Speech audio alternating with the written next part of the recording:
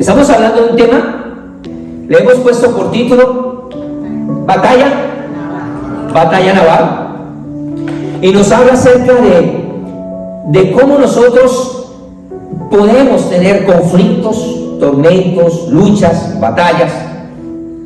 Y dentro de ese proceso de batalla, de tormenta, hemos escogido hasta ahora dos personajes o dos circunstancias, dos momentos que se libraron en el mar. Uno de ellos, Noé, y hablamos de cómo Noé era un hombre que vivió una gran tormenta, un gran diluvio, que era un hombre de fe. Pero también teníamos otra barca con circunstancias de tormentas, de dolor, de susto, de miedo. Allí en esa barca estaban los 12 discípulos y estaba Jesús ahí con ellos. Y la diferencia que nosotros veíamos, a pesar de las similitudes, la diferencia, dijimos que en el arca de Noé no estaba Jesús, pero había fe. En el arca de los discípulos, en el barco de los discípulos estaba Jesús, pero no había fe. Y nosotros hemos terminado leyendo Marcos capítulo 4, en el verso 41.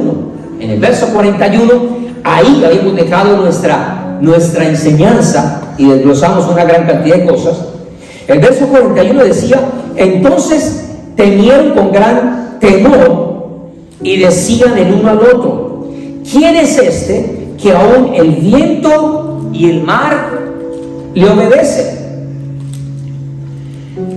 Cuando mirábamos este pasaje, podíamos decir que las tormentas, los ciclones de la vida, las tempestades con las que a veces se nos golpea a nuestra vida, a nuestra casa, a nuestra economía, la salud, muchos factores de nosotros, esas tormentas nos llevan a nosotros a dudar.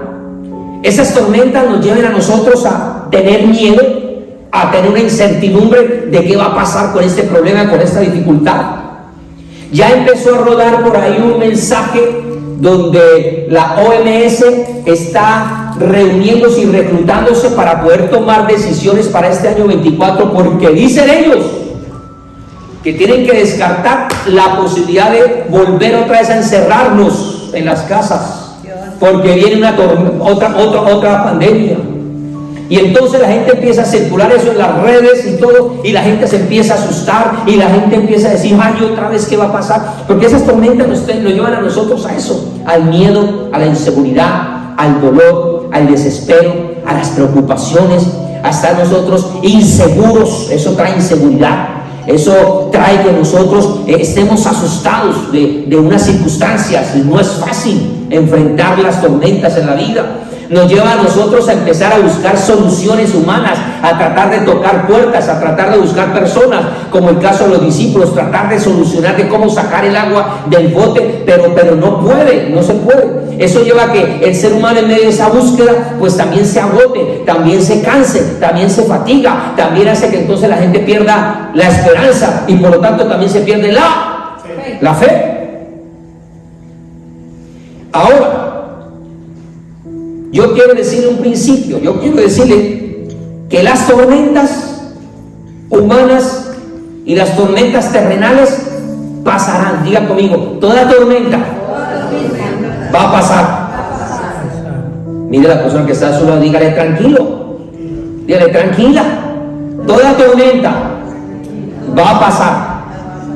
Y cuando pasan las tormentas, ¿Vienen qué? ¿Qué fue lo que dice la Biblia cuando el Señor reprendió el viento y las olas y todo se calmó? Y dijo, dice el texto, y se hizo una gran bonanza. Ahora dígale a la persona que está sola, diga: tranquila, dígale: tranquilo, viene una bonanza.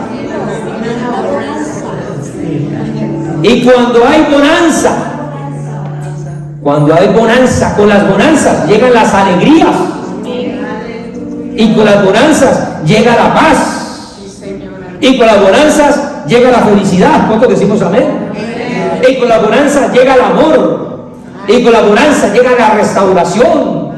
Con la esperanza, con las bonanzas. Entonces vienen tantos momentos de alegría que incluso hay gente que le da por cantar y hasta bailar. Porque son momentos de bonanzas.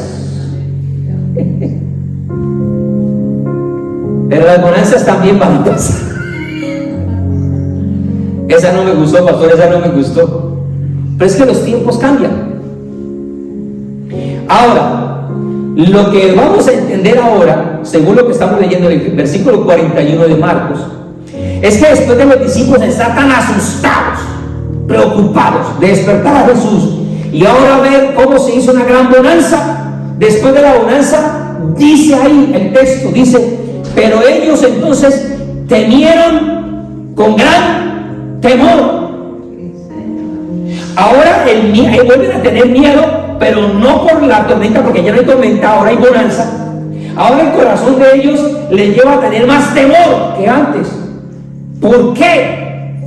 El texto responde. Eso es lo bueno de que no hay necesidad de especular con la palabra de Dios. Porque ellos ahora van a tener un temor mayor que el que tenían.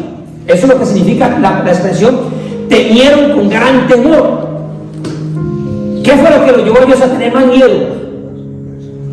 El texto dice, cuando ellos vieron a Jesús que había calmado el mar, que había calmado, dice, ¿y quién es este? Que aún los mares y el viento le obedecen. Así que esas tormentas traen bonanzas. ¿Cuántos dicen amén? Amén. Pero esas bonanzas nos deben llevar a nosotros a ver a Jesús. Y cuando yo veo a Jesús y conozco su poder y su gloria, me debe llevar a mí a tener respeto, honra.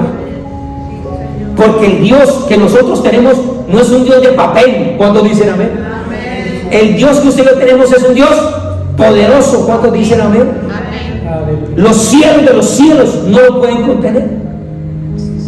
Así que es mejor disfrutar las buenas bonanzas, pero teniendo temor de Dios, de su palabra, porque o si no, hace que entonces nosotros nos sintamos grandes, poderosos, capaces, muy hábiles, y ya no necesitamos de Jesús. Eso es lo que hace mucha gente.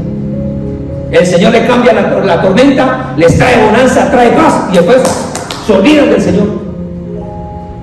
Y si usted quiere que en este año le vaya bien, ocúpese de tener a Jesús ahí en la barca. Ahora, en esta mañana vamos a tener un pequeño giro de dirección, pero tiene que ver con otro personaje que también tuvo que vivir, así como Noé y así como los discípulos, tuvo que vivir una tormenta, una batalla naval. Y ese personaje que vamos a hablar en esta mañana está en el libro que él escribió. Y usted la historia la conoce. ¿Sí conoce la historia? Usted la conoce muy bien. Solamente vamos a tocar algunos versos, el verso 4 en adelante, para decir que Jehová, Dios hizo levantar un gran viento. ¿Quién fue el culpable, entre comillas? ¿Quién fue el responsable? ¿Quién fue el que originó la tormenta? El mismo Dios. ¿Usted cree que Dios es bueno? Sí, es bueno. ¿Usted cree que las tormentas son malas? Sí, son malas porque arrasan con todo. Arrasa con todo. ¿Vieron lo que pasó el 1 de enero en Japón? ¿Sí vieron lo que pasó? Cómo se movió y estaban esperando que de pronto se levantaba un tsunami, una tormenta. Estaban ahí atentos a lo que podía pasar. Ahora, el mismo Dios hizo levantar un gran viento en el mar, y hubo en el mar una gran tempestad tan grande que se pensó que la nave se iba a partir. Verso 5. Y los marineros tuvieron miedo, y cada uno clamaba a su Dios, y echaron al mar los enseres que habían en la nave para descargarla de ellos. Pero Jonás había bajado al interior de la nave y se había echado a dormir. Otro personaje que duerme en medio de tormentas. Hace 8 días hablamos de Jesús durmiendo. Hoy estamos viendo a un profeta durmiendo en medio de la tempestad. Y el verso 6 dice: y el patrón de la nave se le acercó y le dijo: ¿qué tienes, dormilón? Levántate y tú también clama a tu Dios, quizá Él tendrá compasión de nosotros y no pereceremos. Ahora me voy a encontrar ya con un hombre que no es de fe, es Jonás, un hombre que al contrario, aunque era profeta y que había dado profecía a otros reyes del mensaje profético que él le da a los reyes y se cumple, de este personaje Jonás voy a extraer un principio. Vamos a extraer 3, pero el primero que quiero dejarle, yo sé que usted toma apuntes, es que este Jonás, ¿qué posición, qué profesión tenía Jonás? ¿El qué era? Un profeta. Y para poder ser profeta tiene que haber sido llamado, escogido y preparado por Dios. ¿Sí o que sí? Si es un verdadero profeta, debe ser escogido, preparado, comisionado por el mismo Señor. Hay otros que se dicen ser profetas. Y cuídese usted de todos esos mensajes que vienen por TikTok, por Instagram, por todo. En estos comienzos de año, de los primeros días, usted va a encontrar mensajes proféticos, que la palabra profética de fulano, que el profeta dice tal cosa, que el otro dice el otro, y eso se vuelve viral. Ese es el término que se utiliza en el argot de los sistemas y las redes. Se vuelven virales, se vuelve eso viral. Entonces, que el profeta fulano dijo esto, y que el otro dijo esto, y que la palabra profética esta cosa, y la otra. Y yo ayer hablaba con mi esposa porque escuchábamos otro que parecía, digo, oiga, le decía yo a Claudita, Claudia, parece que Dios como que no se pone de acuerdo, porque aquí dicen que Dios dice tal cosa y aquí Dios está diciendo otra cosa, al fin que Dios no se pone de acuerdo. ¿Usted cree que esas son profecías, palabras que vienen de Dios? No, porque Dios no puede hablar un mensaje diferente a otro. Pero los profetas de Dios son llamados por Dios, escogidos por el Señor. ¿Cuántos dicen amén? Pero este profeta, aunque es un hombre escogido por Dios, es un hombre sin fe. Y un hombre sin fe, aunque ha sido escogido por Dios, también puede escoger un camino de desobediencia. Así que el principio es: un hombre sin fe ha escogido un camino de desobediencia. ¿A usted qué le gusta apuntar? Nosotros leímos en la Biblia, en esa enseñanza, de un hombre como Enoc, y dijimos que Enoc caminó con Dios y lo levantó. Diga conmigo: el caminar con Dios me lleva a progresar. Ahora diga conmigo: el caminar con Dios me lleva a un mejoramiento de vida. Es imposible que usted camine con Dios y siga siendo la misma persona. El caminar con Dios te debe llevar a ti a levantarte. A nosotros nos espera la excelencia, lo mejor. ¿Cuánto decimos amén? Nuestra forma de hablar debe ser diferente, nuestra forma de pensar debe ser diferente, nuestra forma de sentir, de vivir las cosas, incluso las tormentas, debe ser diferente, porque nosotros estamos mirando a lo de arriba, no a las cosas etéreas de la tierra. ¿Cuánto decimos amén? Pero también dijimos que Noé fue un hombre que estuvo por varios años escuchando a Dios, y por escuchar a Dios, Dios lo guardó. Y ese fruto del trabajo de Noé hizo que no solamente Noé haya sido salvo, sino que Noé hizo que sus hijos, sus generaciones también fueran salvas. Entonces diga conmigo: mi fe trae bendición a mis generaciones. Quiero preguntarle: ¿usted quisiera que sus hijos y los hijos de sus hijos, como cantamos muchas veces, reciban bendición? Entonces, ¿qué necesitamos? Nosotros caminar y escuchar a Dios, habitar con el Señor, ser obedientes. A veces los hijos de Dios toman malas decisiones por ahí. A veces empiezan a escuchar musiquita que no es de bendición. A veces nuestros hijos empiezan a relacionarse con gente que no es de bendición. A veces nuestros hijos empiezan a quitar la fe que tenían en la palabra de Dios por los textos de la universidad, por todo lo que están aprendiendo, y la fe se les empieza a apagar. ¿Pasa o no pasa? A veces nuestros hijos, si pequeños, venían a la iglesia y cantaban y adoraban. Después, como ya tienen billete, ya tienen platica, quieren hacer una platica y empiezan a cambiar a Dios con platica. Pero si nosotros nos dedicamos a cuidar la presencia de Dios en nuestras vidas, la presencia de Dios les va a alcanzar a ellos. ¿Cuánto dicen amén? Ese es un buen motivo para una alegrarse con el Señor. Ahora, Dios había llamado a Noé a una tarea específica. Dios había llamado también a los discípulos a una tarea específica. Y Dios ha llamado también a Jonás a una tarea específica. Y de ahí entonces vamos a extraer este principio. El principio es que no solo es necesario tener un llamado específico, sino que hay que tener una obediencia. Llamado sin obediencia no lleva a la bendición. Y usted, mi amigo, que mira acá, dice: yo no tengo llamado a ser pastor, yo no tengo llamado a ser misionero, yo no tengo.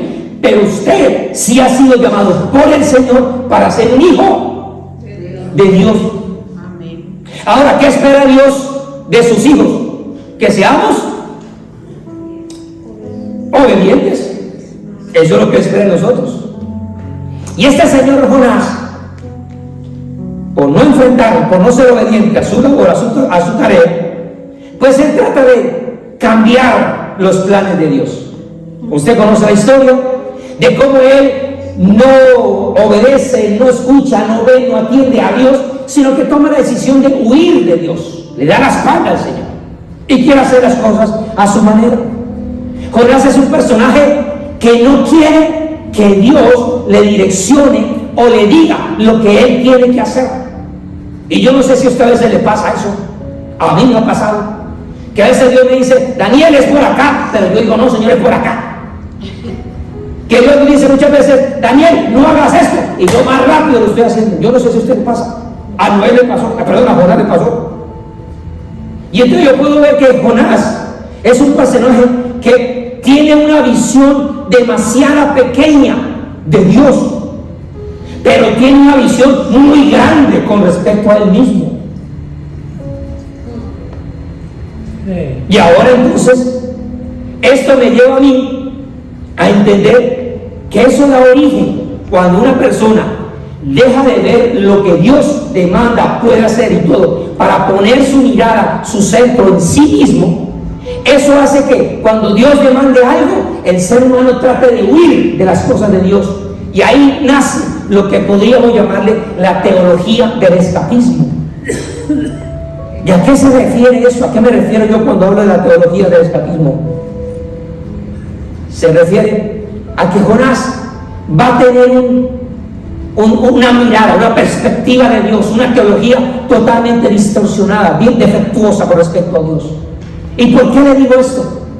Porque Jonás, con todo el profeta que era, con llamado de Dios, y que ya había predicado a un rey y le había dicho: así dice el Señor, ya con ministerio, se le olvidó la palabra del Señor. Y se le olvidó a él que existe por ahí un salmo. ¿Quiere subir de allí? Vamos, acompáñenme al libro de los salmos, en el Salmo 139. No se lo puse aquí para que usted lo busque en su Biblia.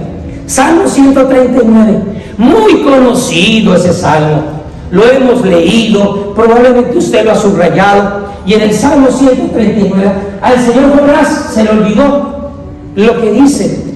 ¿Qué dice el verso 7? Está cantando ahí el salmista. Dice así, dice el profeta, el salmista: ¿a dónde me iré de tu espíritu? ¿Y a dónde huiré de tu presencia? Si subiere a los cielos, ahí estás tú.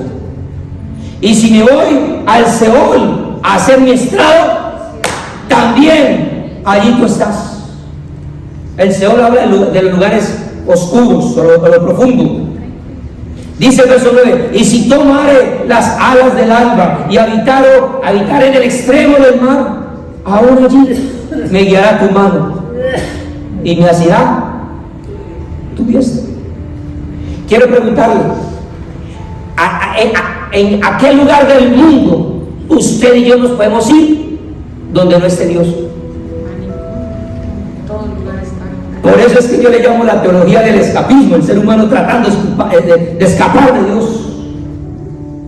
Y hay personas que cometen un grave error. Hay personas que quieren solucionar sus cosas, escúchenme muy bien, por favor. Hay personas que quieren solucionar sus tormentas tratando de cambiar de lugar. Por ejemplo, personas que tienen problema con cierto hábito, con ciertas conductas. Y dicen los papás o dicen, no, eso lo sacamos del colegio porque esa influencia está mala en el colegio o en la escuela, mejor lo cambio de colegio. O a veces decimos, no, la situación no es cambiémonos de barrio, cambiémonos de casa, porque piensan que la solución es cambiar de lugar. Hay algunos más osados y dicen, no, ¿sabe qué? Eso cambiémoslo de ciudad, vámonos para otra ciudad. ¿Sí conocen las personas? Sí. Y hasta de países, dejemos los papeles para que vaya, porque es que hay que salvarlo, hay que ayudarlo. O uno mismo tiene algún problema y dice, no, mejor yo me voy de esta empresa, yo me voy para otra. Pero es que la solución no está en el lugar. Diga conmigo, la solución a mis tormentas no está en el lugar. La solución está en una persona que se llama Cristo. Si sacamos a la persona del lugar y sigue con su corazón como lo tiene, a donde vaya, va a seguir con el problema. Porque es que la solución no es un lugar, la solución es una persona. Y esa solución no soy yo como persona, es Cristo como persona. Jonás entonces tiene una visión muy pequeña de Dios. Jonás cree que es más inteligente que Dios. Jonás cree que él puede huir y esconderse de Dios. Jonás al parecer piensa que puede servir a Dios cuando él quiera y como él quiera, cuando a él le convenga. ¿Y él cree? Pero cuando llegan los momentos difíciles, cuando llega una tarea desagradable de ir a predicarle a los de Nínive, que es una región fea, horrible, donde matan profetas, y dice, yo por ahí no voy. Y entonces es selectivo Jonás y dice, esto me gusta, esto no, esto lo hago, esto no, esto lo creo, esto no. Yo no sé si hay muchos Jonases entre nosotros también, y yo no sé si usted ha actuado como Jonás. Yo sí en algunos casos he hecho como Jonás. No seamos muy duros con Jonás. Y muchas veces nosotros no solamente huimos de hacer lo que Dios nos demanda hacer, sino que a veces nos endurecemos en el corazón contra el mismo Dios y no lo obedecemos, lo desechamos, nos rebelamos. Y entonces puede que Jonás no se haya ido para Nínive, sino se fue para otra región que se llama, ¿usted conoce para dónde se fue Jonás? Tomó un barco que se iba para Tarsis. ¿Y sabe qué significa Tarsis? Puede que usted y yo nunca alcancemos a llegar a Tarsis. Yo estuve cerquita de llegar a Tarsis, quedé allá en España, en una punta, allá hacia el Mediterráneo. Y yo pregunté, ¿dónde queda Tarsis? Me dijeron, no recuerdo la cifra, queda tantos kilómetros de acá. Hasta allá se iba, el señor Jonás se quería ir. Ahora, puede que usted y yo no lleguemos a Tarsis, pero ¿sabe qué significa la palabra Tarsis? Significa fundición, significa refinería. En otras palabras, Jonás no quiere ir a donde Dios lo mandó, pero él decide ir para una refinería. Él quiere ir para un lugar donde va a ser tratado. Y así nos pasa a nosotros. Cuando no obedezcamos a Dios, siempre habrá un lugar que Dios va a usar para procesar. Le pregunto, ¿vale la pena ser obediente a Dios? Sí. Porque si no somos obedientes, ¿qué nos espera? ¿Qué hay en una refinería? ¿Qué hay? Lo primero que hay en una refinería, ¿qué es? Moledora. ¿Qué más?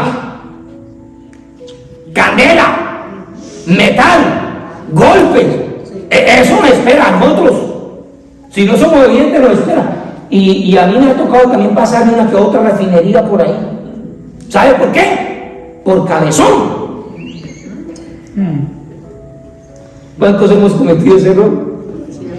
Por creer que nosotros sabemos más que Dios. Por creer que nosotros tenemos mejor el control de nuestra propia vida. ¿Usted ha visto esas calcomanías, esos dical que le ponen en los carros que dice Jesús es mi copiloto? ¿Cuánto han visto eso? Les dice, ay, tan bonita, voy a comprarme una. Eso es un grave error. Si Jesús es el copiloto, va grave. ¿Qué significa? Que usted es el que maneja. Y mientras usted todavía sigue ser el capitán de su nave, usted falla. ¿Cuántos navegamos aquí con GPS? ¿Cuántos aquí usamos el GPS? Hay gente que dice, no, yo no necesito GPS. Yo me sé las calles de Miami. Yo agarro aquí por Palmetto, me bajo por las 40, ya. Hay gente que la sabe. Pero lo que no saben es que el GPS, desde el satélite, está mirando dónde están los trancones, dónde está el tráfico, dónde está todo eso. Y entonces la persona dice, yo me las sé todas.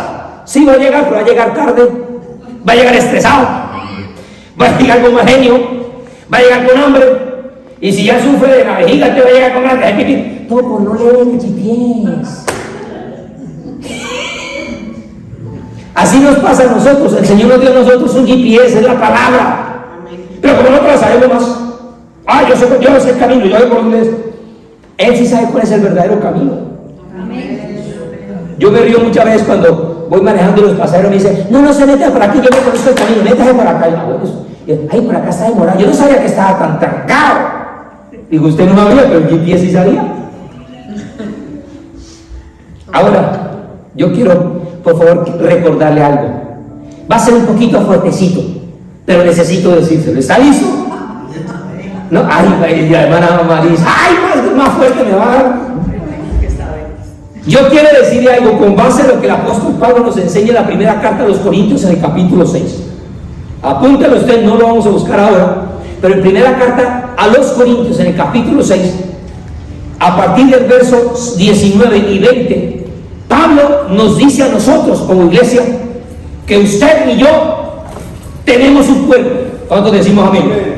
Pero dice, oiga, ustedes no saben, no sean insensatos. Ese cuerpo que ustedes tienen no es suyo, es del Señor y además es templo del Espíritu Santo. Y yo que trabajo con tantos jóvenes y todo, muchos me dicen, pastor, ¿será que yo puedo ponerme un tatuaje así? Pastor, ¿será que yo puedo hacerme así y romperme aquí y romperme allá y hacer esto y lo otro? De poder usted puede, muchos lo han hecho porque han podido. Pero yo tengo que decirle, es el cuerpo que usted tiene, tan bonito, tan simpático, tan simpática, tan bonita. ¿Usted se hizo a sí misma? ¿Usted decidió tener el color de cabello que usted tiene? ¿Usted decidió tener la estatura que usted tiene? ¿Usted decidió tener el tipo de sangre que usted tiene? Ninguno. ¿Quién lo dio? Entonces, si usted quiere tener problemas con la asociación que maneja las casas de su condominio, si usted tiene que tener problemas con el Señor, el cuerpo que tenemos no es nuestro. ¿De quién es? Del Señor. Ahora, cada vez que nosotros nos obstinamos y decimos, Dios, tú te estás equivocando, Dios, no estoy de acuerdo como tú opinas o como tú dices, cada vez que nosotros nos obstinamos y empezamos a llevar nuestra vida como nosotros según creemos que es mejor, estamos cometiendo el mismo error y el mismo pecado que cometió el rey Saúl. ¿Y qué fue lo que le pasó al rey Saúl? Si usted lee el primer libro de Samuel, en el capítulo 15, llega un momento donde Saúl, el Señor le dice, usted va a acabar con ese pueblo, va a matar todos los animales, va a destruir, porque si no, ellos el día de mañana se van a levantar contra ustedes, así que hay que acabar. Y él se cree más bueno que Dios. Y cuando ve a los enemigos dice, oiga, pero este es el rey, mejor este no lo mato, este lo traigo para acá. Uy, estos son los buenos soldados, mejor yo me los mato, los traigo para acá. Uy, este es el buen ganado, mejor yo no mato ese ganado, me lo traigo para acá. Y empezó él a ser más bueno que Dios. ¿Se ha leído la historia? Y le perdonó la vida y empezó a hacer alianzas y negociaciones. Entonces llega un momento donde el profeta, el verdadero profeta de Dios, Samuel, llega, lo llama y le dice, aquí venga, señor Saúl, tengo un mensaje para usted. El mensaje dice, se complace Jehová tanto en los holocaustos y en las víctimas como en el que se obedezca a las palabras del Señor. Ciertamente obedecer es mejor, diga conmigo, obedecer es mejor que las ofrendas. Se lo traduzco, obedecer es mejor que hacer buenas obras de caridad. Obedecer a Dios es mejor que los sacrificios, y el prestar atención es mejor que la grosura de los carneros. Y dice el verso 23, porque como pecado de adivinación es la rebelión, y como ídolos e idolatría la obstinación. ¿Está duro el mensaje o no está duro? Sí. Cada vez que yo soy un obstinado, digo, Dios, te equivocaste, así no es. El Señor nos dice, te estás comportando igualito que un idólatra. Yo no sabía eso. Los hombres y mujeres de Dios que huyen de Dios no son los personajes que le dan honra al Señor. Y déjeme decirle con todo el cariño que es muy fácil negar al Señor cuando las tormentas se levantan, y entonces es más fácil hacer el escapismo, el irse. Hay gente que le huye a las tormentas. Hay gente que dice, a mí no me prediquen de eso, no. Yo creo en un Dios bueno, yo creo en un Dios de bondad, yo creo en un Dios de bonanza, sí. Pero para que haya bonanza, primero tiene que haber tormentas. Diga conmigo, en este año no seremos selectivos con el Señor. ¿Vamos a ser obedientes? Lo segundo que quiero decirle es que un hombre de fe va a enfrentar un camino de decepciones. El primero que dijimos fue un hombre sin fe, es un hombre que ha escogido un camino de desobediencia. Pero lo segundo que vamos a rescatar es que un hombre sin fe va a enfrentar un camino de decepciones. Y quiero que usted note el camino de Jonás. Jonás escucha el mensaje.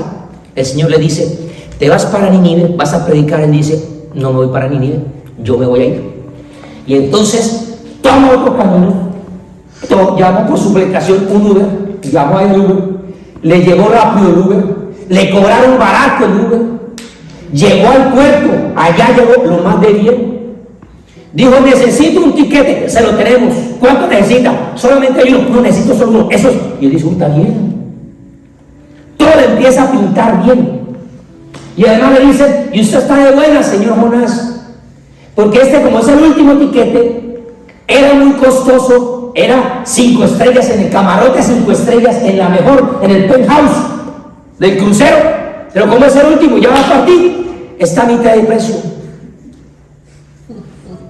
Y entonces el señor Jonás se puso todo contento y, uy, esta es la bendición de Dios, aleluya.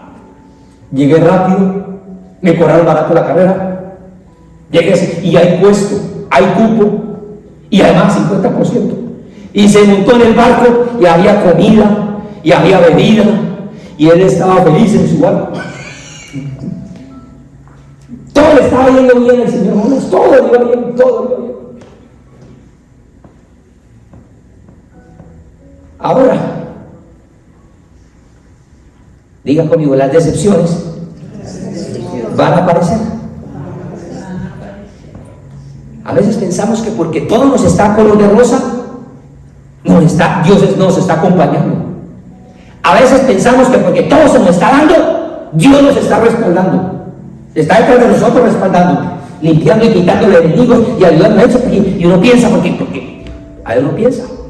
A eso uno piensa que porque le están yendo las cosas bien, es porque Dios va adelante limpiando y abriendo los caminos. Entonces, le está yendo bien. Y hay gente que dice, ¿cómo es posible que siendo esa gente tan mala, les va bien?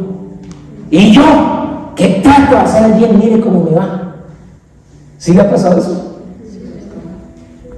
El Salmo 37, en el verso 1, vuelve y dice, otro pasaje que seguramente el profeta Jonás olvidó o no leyó. El verso 1 dice, no te impacientes a causa de los malignos, ni tengas envidia de los que hacen iniquidad, porque como hierba, pronto, diga conmigo, pronto serán cortados, y como la hierba seca, se secarán.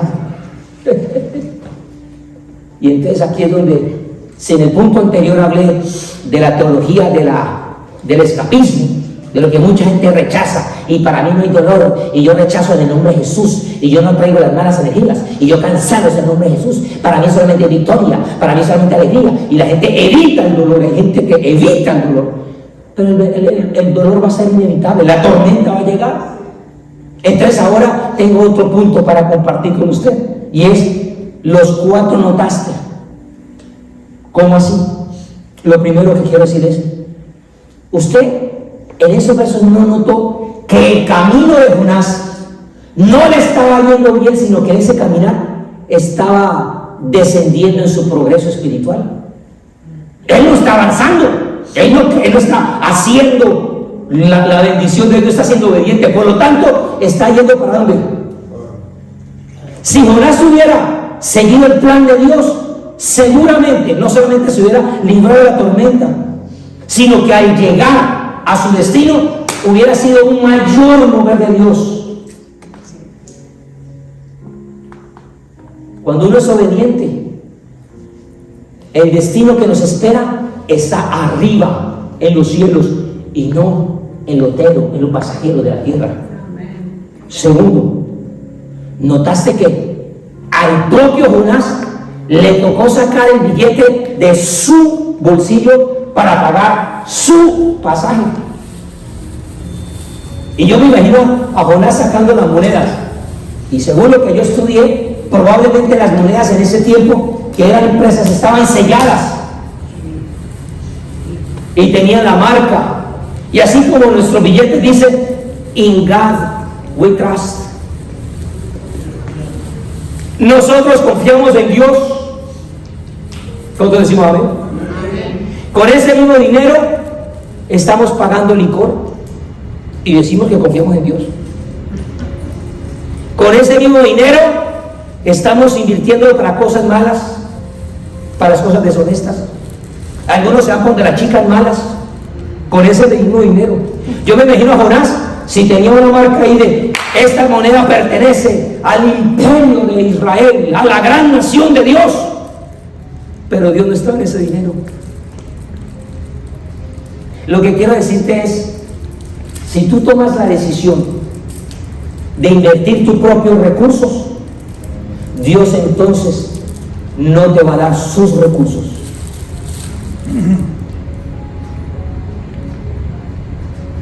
¿Lo comprende? Yo quiero preguntarle, ¿qué prefiere usted? ¿Sus propios recursos o que Dios lo sorprenda a usted al proveer para todas sus necesidades?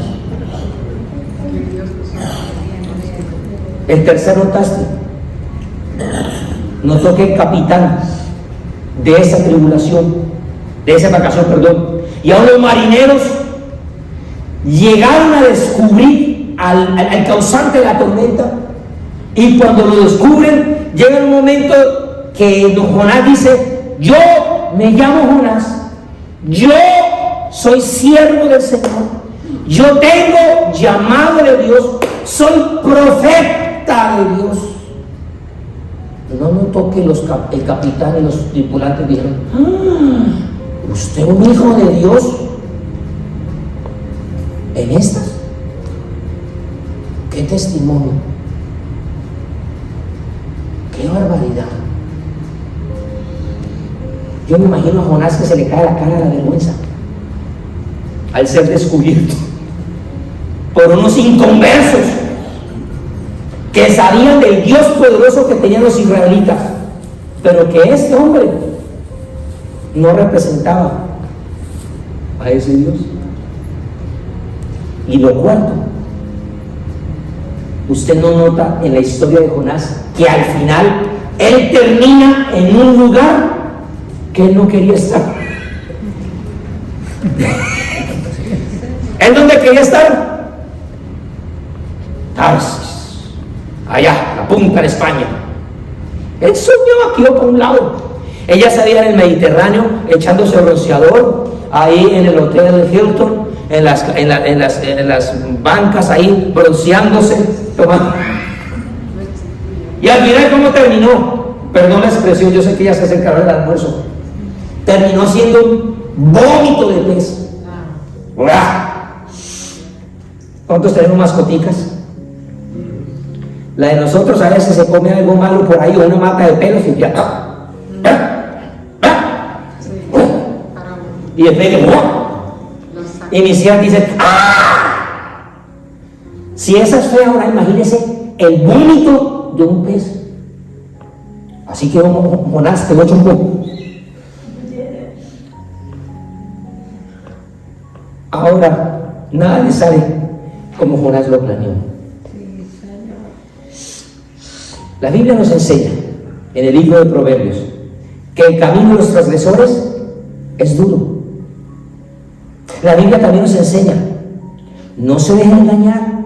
Dios no puede ser burlado, porque todo lo que el hombre siembra, eso también segará. Porque el que siembra para su carne, de su carne segará corrupción. Pero el que siembra para el Espíritu, porque el Espíritu segará vida eterna. Amén. No nos cansemos pues de hacer el bien, porque a su tiempo cosecharemos si no desmayemos. Amén, amén. Diga conmigo: las tormentas van a pasar, las bonanzas también, pero el que hace la voluntad de Dios permanece para siempre. Para siempre. Sí, Señor, aleluya. Lo último que voy a decirle es que un hombre sin fe va a llenar su camino de desastres. El primero, dijimos que un hombre sin fe va a tener un camino de ¿qué? Empezar por desobediencia. El segundo, no sé que está tomando apuntes, va a llenar su camino de decepciones. Y este tercero también empieza por D. Va a llenar su camino de desastres. El huir de la presencia de Dios, mis hermanos, nos va a llevar a nosotros a una vida de desastres.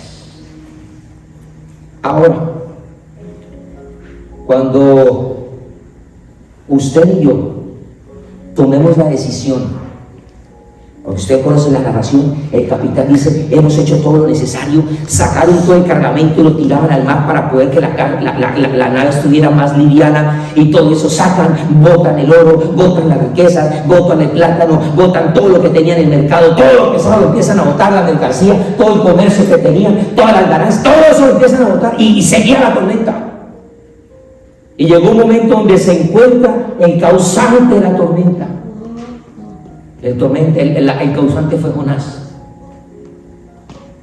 Y hasta que usted y yo no saquemos nuestros Jonases, las cosas que nos descarrían de las cosas de Dios, usted y yo no vamos a poder ver nuestras vidas en el destino de bendición que Dios tiene para nosotros. Amén, Jesús. Tenemos que sacar nuestros Jonases.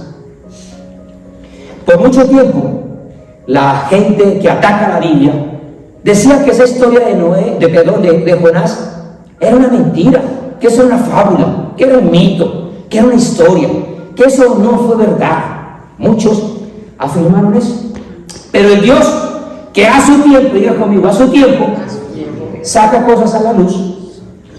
Toma a esos científicos que dicen, es imposible que una persona viva dentro de un pez. Es que eso parece loco. Si usted le dice que alguien va a poder salir de un pez, imagínese primero el pez. Y hay animales a los que nos gusta el mar y eso que descubrir, hay animales inmensos. Jacques Cousteau dijo, sabemos más del universo que lo que hay en los mares. Pero el mar nos sorprende de todo lo que hay allí. Ahora, como Dios es experto de sacar a su tiempo las cosas, resulta que en el año de 1891 salió una noticia que ocurrió en el Atlántico Sur, allá en las Islas Maldivas, allá donde queda al final de Sudamérica, donde queda Argentina y esa zona. Un hombre de 21 años, pescador, que estaba a bordo de un barco llamado The Star of the East. Estaban cazando cachalotes allá y persiguiendo los cachalotes, hirieron algunos y todas esas cosas, y llegó uno que se puso bravo y tumbó, ¡pum!, los muchachos que estaban en esa embarcación, y de todos los que habían se perdieron dos. De esos dos, al final, uno alcanza a salvarse, se monta en el otro bote y se salvó, pero el otro se perdió. Ese personaje que se perdió tiene un nombre: James Bartlett.